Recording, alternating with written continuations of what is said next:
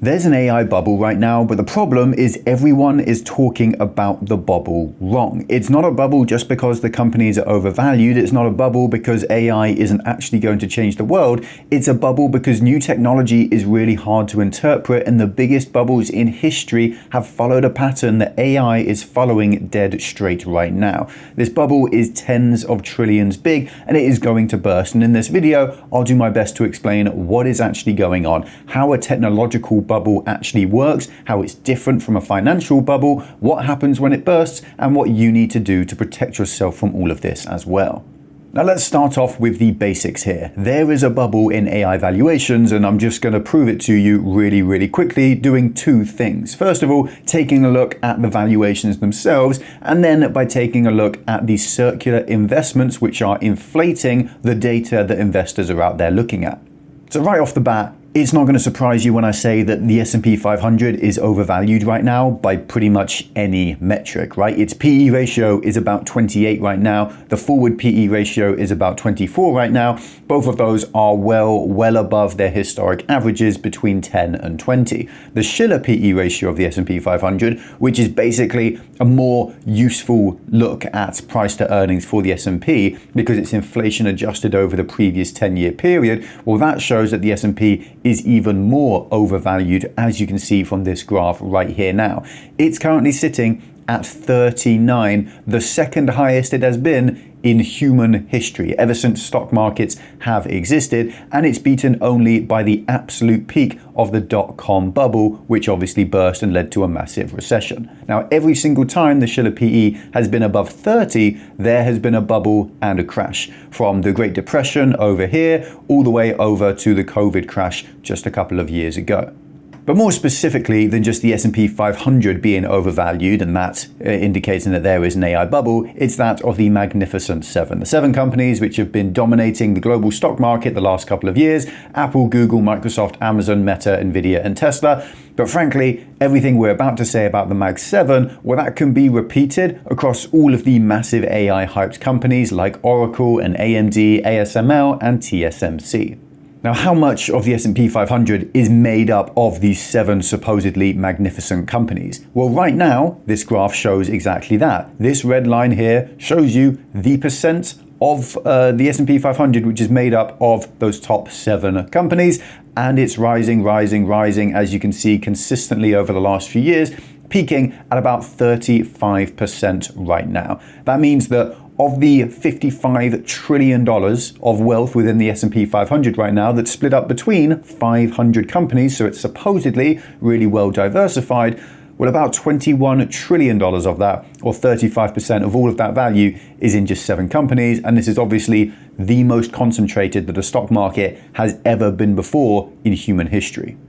Now, as a result of that, when you invest into the S&P 500 right now, you buy into your index fund or into your pension fund, and that goes into the index fund. 1/3 of your money is going into these Mag 7 companies. So how are they valued? What's the, say, forward price to sales ratio for the Magnificent Seven? Well, right now, it's about 8, which is against 2.5 for the rest of the S&P 500, so about 250% higher than the rest of the market, which we know is already overvalued itself. Okay then, what about forward price to earning ratios? Well, for the S&P 500, that's about 20, just above 20 at the moment, compared to 30 for the Magnificent Seven. So about 50% higher than the rest of the market. Again, even more overvalued. Well, what about something like growth or the growth in valuation or share price of Magnificent Seven stocks in general since this AI bubble started? Well, it's been about 20 times higher than that of the S&P 500 itself over the last 2 years, and not a single one of the Magnificent Seven companies grew slower than the rest of the index. Now, the real big indicator that yes, there is an overvaluation within these markets based on this AI hype all comes down to the estimated addition to market cap of S&P 500 companies from AI ever since this bubble started about 3 years ago when ChatGPT was first released. Now, in essence, there is an estimated pickup of $20 trillion in market valuation from AI alone over the last few years. The S&P 500 was worth about $32 trillion when ChatGPT was released and this craze really started. Now 3 years later, it's worth 57 trillion, with only about 5 trillion of that, or about 20%, actually being attributable to the non-AI companies rising in value over the last 3 years. So AI has added $20 trillion to the S&P 500's market cap in 3 years.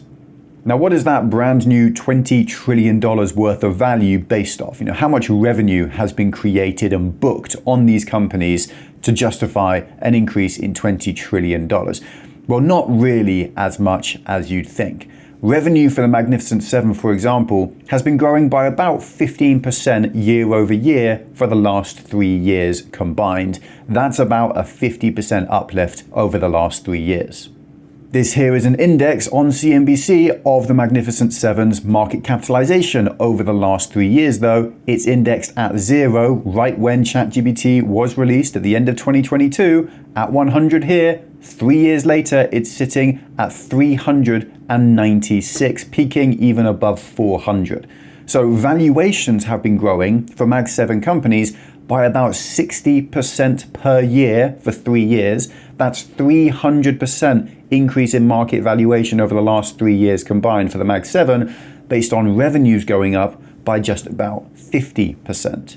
Now, we are finally at a point where the hype is getting too much for even sane investors to stomach, and they're starting to speak out. We see this article here detailing how Morgan Stanley's top analyst is very concerned, literally quote, very concerned by the growth of this AI bubble. We've even seen it go further with the Bank of England, the central bank of the United Kingdom, coming out and saying that we are in an AI bubble and that it could take down the global economy.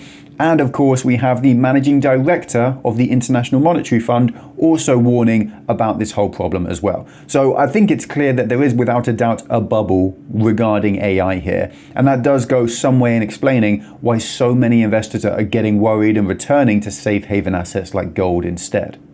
Now, we're seeing record gold prices around $4,000 per ounce, and billionaire hedge fund managers, including Ray Dalio, comparing today to the mid-1970s and advising us to earn more gold than usual. Billionaire fund manager and bond guru Jeff Gundlach is saying that having 25% in gold isn't even excessive. This year has been a seismic shift in gold, silver, and copper, which are very near their record highs as well. And for this new bull market, I'm profiling a gold and copper exploration and development opportunity on US soil, the sponsor of this video, who I've spoken about before, US Gold Mining Inc., ticker symbol USGO on the NASDAQ. Now, what transpired last week is one of the most pivotal moments in the history of mining in Alaska, in my view. President Trump announced that the administration is acting on their executive orders regarding mineral resource opportunities in Alaska. They gave approval to the Ambler Road project, a proposed 211-mile road intended to connect the remote Ambler mining district to the Dalton Highway. Now, this road is a key piece of infrastructure to unlock access to the mineral resources in the central north of Alaska. The important thing here is the market signal, and this is why I think you should take a look at US gold mining. Alaska is clearly important for Trump's administration. He issued an executive order on day one of his presidency called Unleashing Alaska's Extraordinary Resource Potential. He then issued a second executive order called Immediate Measures to Increase American Mineral Production. These executive orders direct government agencies to maximize mineral production in the US, including copper and gold. And in addition to federal support, state support couldn't be any stronger either. The governor of Alaska has visited US gold mining's project. Governor Dunleavy is a strong proponent of economic growth and the infrastructure to support mining in his state.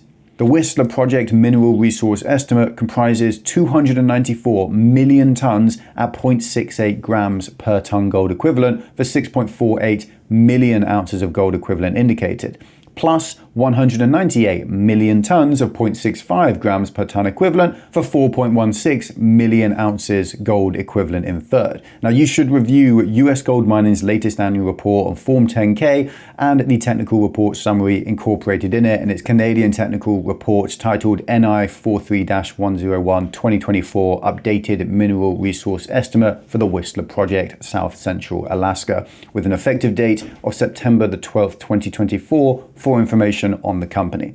The project and the mineral resource estimate. These are all available under US Gold Mining's profile at www.sec.gov and www.cedarplus.ca. Now, US Gold Mining has a really unique ownership structure as well. 78% of the outstanding shares are held by the parent company, and another 4.5% are held by management and insiders. So more than 80% of the shares are very tightly held.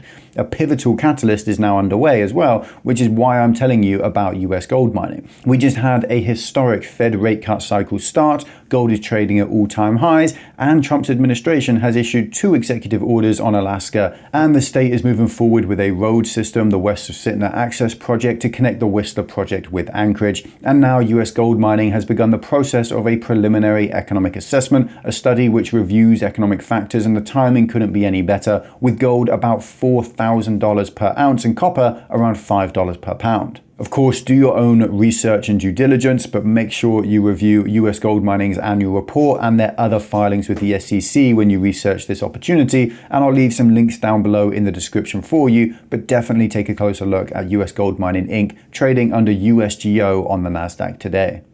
Okay, so why is the risk of a bubble so huge within this AI space, completely ignoring just the pure valuations right now?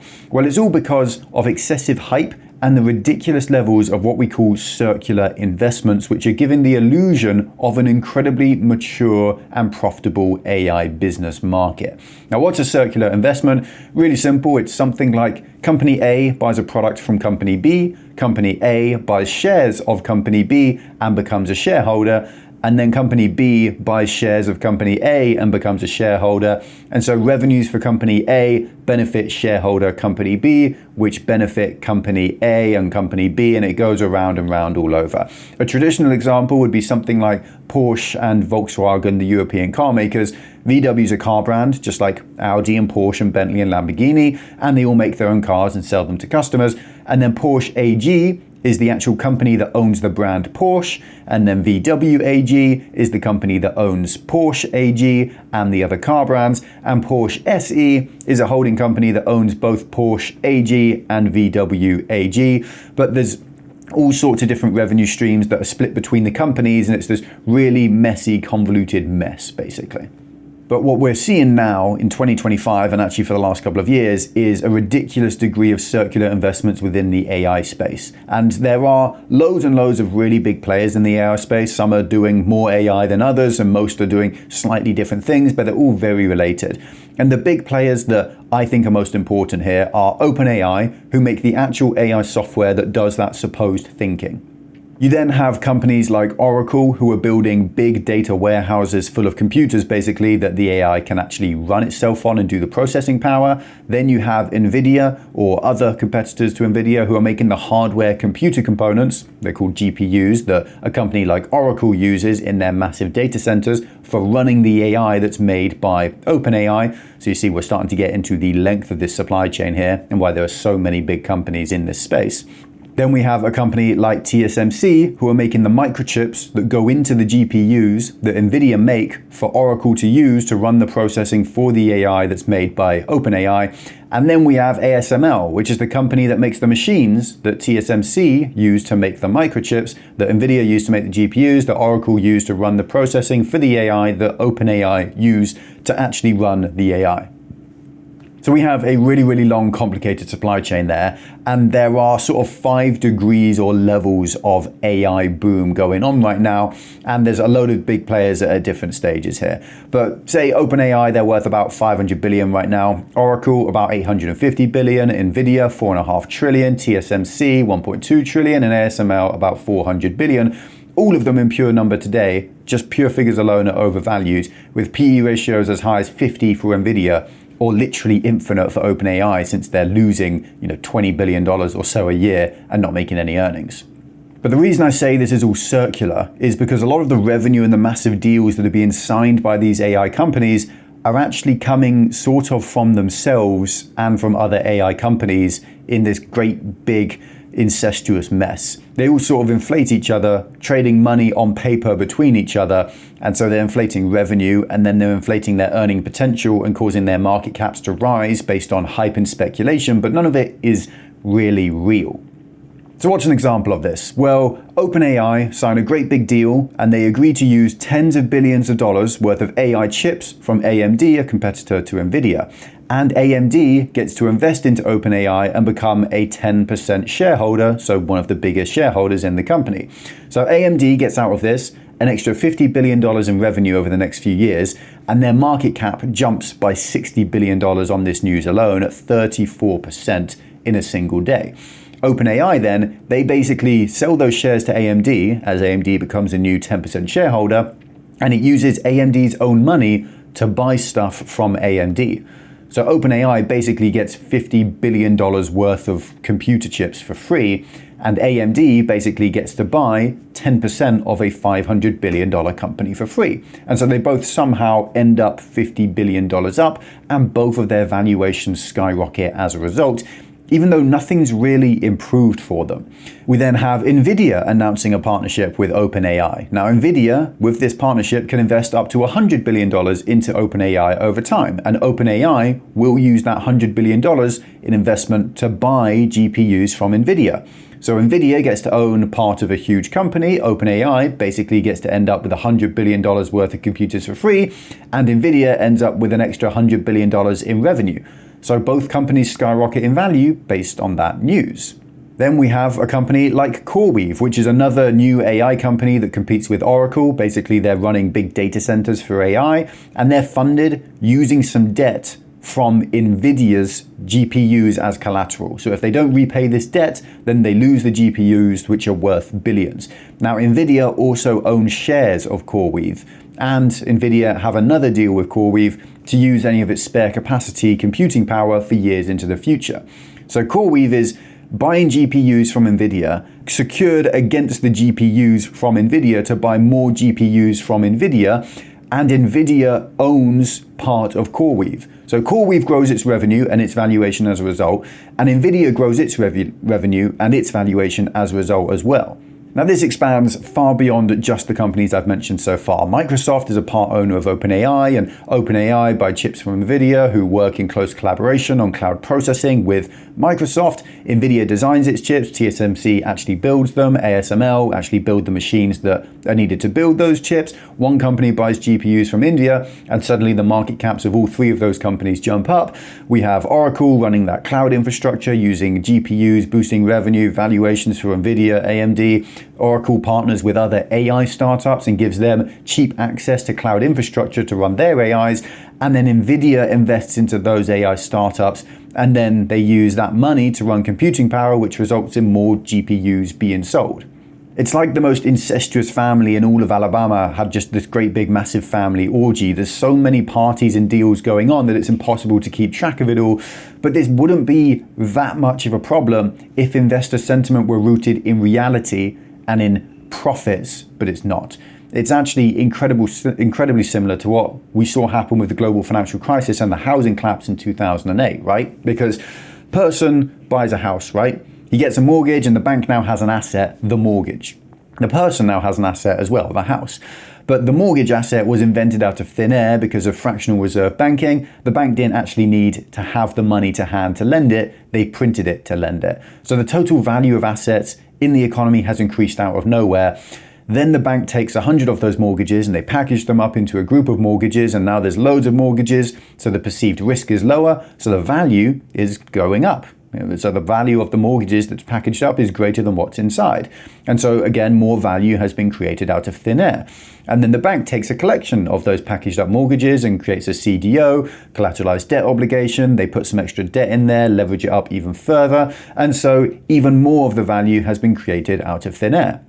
And suddenly something like $100 million in real estate has turned into $1 billion in value in financial instruments, and no one really knows what's going on or where the value comes from. And as long as the lines keep going up, everything's fine. But when people stop paying their mortgages, the house of cards all comes crashing down. And we're seeing a really similar thing happen here with these AI circular investments, because revenue for an AI company is seen as something ridiculously valuable because supposedly this technology will change the world. And so adding something like $1 billion of revenue can add 10, 20, even $30 billion in market valuation. So company A agrees to buy $1 billion worth of AI stuff from company B, Company B agrees to invest $1 billion into Company A.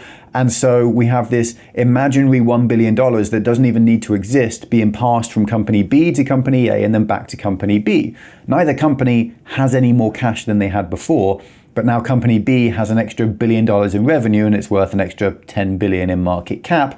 And that extra market cap is then used to raise more funding from its investors and pay for the initial $1 billion. So it never even really needed to have the cash in the first place. And suddenly $11 billion is printed out of thin air purely because investors got excited about a supposed deal. The insane valuations in this AI space mean that these circular investments pay for themselves and then some on top as well. So all in all, an AI company, all they have to do to grow infinitely is just to keep announcing these circular investments that don't even really need to be funded. And half of these companies are supposed to be competitors, but they're all working with each other like a cartel because they know that if they compete, they both lose, and if they collude, they both win. Now, there are two bubbles in history with almost perfect parallels to what we're seeing today with this AI bubble that I really want to speak about quickly. There's the railway bubble, or the Great Panic of the 1840s, and then there's the dot-com and the telecom bubble in the 2000s. Now, the railway bubble is far less well known about, but it's based on a new technology just like the AI bubble today, right? We go back 150, 170, 80 years, and railways get invented as a brand new technology, and some early adopters come through and they come out as successes in the UK, and it's really, really profitable. And so by the 1830s and the 1840s, there's a huge amount of hype around railways because they're this brand new technology that all the investors are convinced is going to change the world, and so they're going to get rich off it. Government is out there approving hundreds of railway projects. Newspapers, the media are out there hyping railways up as the future of commerce and the future of transportation. And banks and stockbrokers are this new invention as well, which make it really easy for even ordinary people to invest, often with a lot of debt. And so the share prices of these railway companies keep rising and rising in this speculative bubble until it all falls apart and the bubble bursts. But why did the bubble burst when the technology was actually revolutionary and it did change transport forever? Well, interest rates rose, and so access to credit worsened, and so it got much more expensive to build out the infrastructure for this technology to change the world. And then building and operating the railways themselves, that ended up actually being less profitable than people had imagined, despite how revolutionary the new technology was.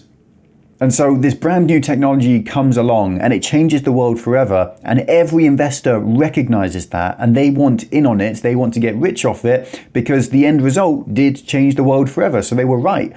But that doesn't mean that there's lots of money in the technology itself. We saw the same thing happen with the telecom bubble in the 2000s, which kind of coincided with the dot-com bubble. In the late 90s and the early 2000s, the telecommunications industry is doing really, really well, right? The internet is rapidly expanding along with the mobile phone market. And so these brand new technologies that were, really, really incredible are in the process of changing the world. And every investor wants to get in on it, along with easier access to investing from, internet stuff like E-Trade. That caused speculation and a massive share price spikes in this space. And loads of telecom companies start investing billions and billions into infrastructure, companies like WorldCom or Nortel or Global Crossing. Now, everyone thought that demand for the internet and mobile networks would keep rising exponentially, and they were right, it did. But they also thought that the companies owning that infrastructure and selling access to the internet would have huge pricing power and would become rich with that extra demand, which didn't happen. The market was too competitive, the profit margins were too slim, and customers had basically no brand loyalty. So when prices rose with one company, they would just leave and go to a cheaper competitor. So that new technology, again, just like railways, that did change the world forever and did create huge amounts of wealth, well, investors speculated on it and they created a massive bubble based on changing that world. But it turned out in the end, the companies building the infrastructure, they changed the world, but they didn't really make much money from it, even though the technology was genuinely incredible. Now, what we see today with AI bubbles, and actually, it's incredibly similar. And funnily enough, I actually stumbled across this article here from Reuters, which is about 18 months old at this point, which is Victorian Rail Mania, the 1840s, the Great Panic that we just spoke about, has lessons for AI investors. And to cut a long story short, the article goes in particular about the amount of capital expense which is being sucked up by railways back then, and compares that to the AI bubble and how much capital expenditure is being spent on just AI infrastructure right now. And it really, really is incredibly similar. There was this brand new technology that looked like it was ready to change the world. And there was massive, massive amounts of investor hype and in capital expenditure with investing into that technology and people getting rich on paper at first. But the companies actually building the AI out at the moment have yet to show any real success in actually making money, right? Just like the railways did back in the 1840s. OpenAI's operating margins haven't gotten better over the last year. In 2024, they spent $2.34 to generate $1 in revenue. In 2025 so far, they've had to spend more, $2.60 to generate $1 in revenue. So they're actually finding it harder to grow, not easier. And despite this, OpenAI's valuation went from $300 billion 6 months ago to $500 billion today. So they're getting less efficient, and yet they're worth 80% more over the course of 6 months. Now, OpenAI and ChatGPT is the most popular AI right now, but frankly, as someone who uses AI a lot for my business and for my work, there are 20 others out there that are just as good from rival firms. And so far, we don't really know if ChatGPT will be like Google with just huge degrees of brand loyalty, or like WorldCom with zero brand loyalty and no ability to charge prices high enough for a healthy profit margin. Now, Nvidia are out there right now making huge money selling GPUs, but it's all predicated on other AI companies propping each other up and not really making any profit yet. So Nvidia is actually funding a huge amount of its revenue itself, and it's growing and getting really wealthy and rich based off this perceived massive amount of demand for all of this AI infrastructure. But if the AI infrastructure doesn't turn out to be profitable a couple of years down the line, well then they're going to stop expanding and that capital expenditure is going to stop, and Nvidia is going to see its revenue drop off a cliff, just like we see with capital expenditure in railways in the 1840s. It explodes to this massive point here, and then it comes crashing back down. Now, AI, I actually am really firm in the belief that it will change the world forever, just like the railways did and just like the internet did.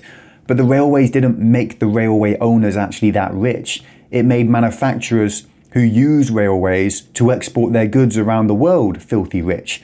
The internet didn't actually make the companies laying the physical cables down filthy rich. It made the companies like Amazon or Meta who built businesses on the internet filthy rich instead.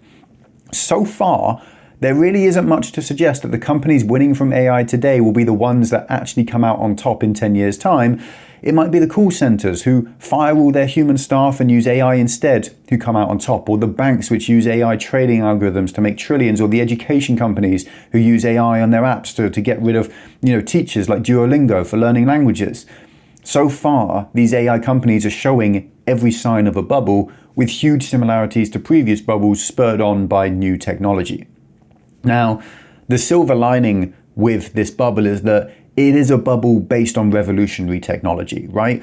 When the railway companies went bust, the railways were still there, right? They were still running, making it cheap to move things and to move people around. And so the economy around those railways still grew and benefited.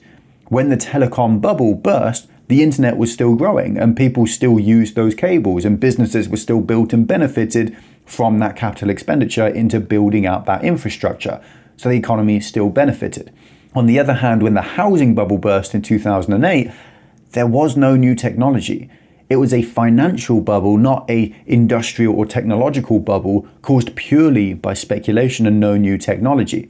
It didn't grow alongside that massive capital investment into this exciting new thing that's going to change the world. So when it burst, there was pretty much nothing positive left behind, and we suffered a hell of a lot more for it. This AI bubble seems to be propagating a monstrous, massive investment into data centers, which are basically just massive computers that allow you to use a big computer without having to pay for it yourself. The amount of computing power in the world right now is exploding, and that will be usable for us in the future, regardless of whether or not this bubble pops. And so the silver lining here is that even if the bubble bursts and Nvidia can't sustain these revenue numbers and it goes down to $20 billion a year in revenue, well, the data centers are already built and they're going to stay there, and we can still use them, and we'll still be able to benefit from them as well. Now, If you want to learn more about what's going on here, if you want to hear about financial and economic and geopolitical news before everyone else, then you can click the link down below in the description and sign up for my email newsletter here, Stoic Finance, for free. I don't have to record and edit these whole videos together, so I'm able to get that content out to you far quicker, making sure that you're ahead of the crowd. And I'm completely uncensored, right? There's no YouTube algorithm that I have to pander to or threat of demonetization or anything. So I'm allowed to go into a lot more detail and often get into some things that YouTube might consider a little bit conspiratorial on there. The link is down there below in the description box. And you can, of course, cancel and unsubscribe any questions any time you want, no questions asked. So yes, if you want to go and have a look at that, then click the link down below and you can join Stoic Finance and see what some of the reviews say as well. And also make sure to have a deeper look at US gold mining as well, this video's sponsor.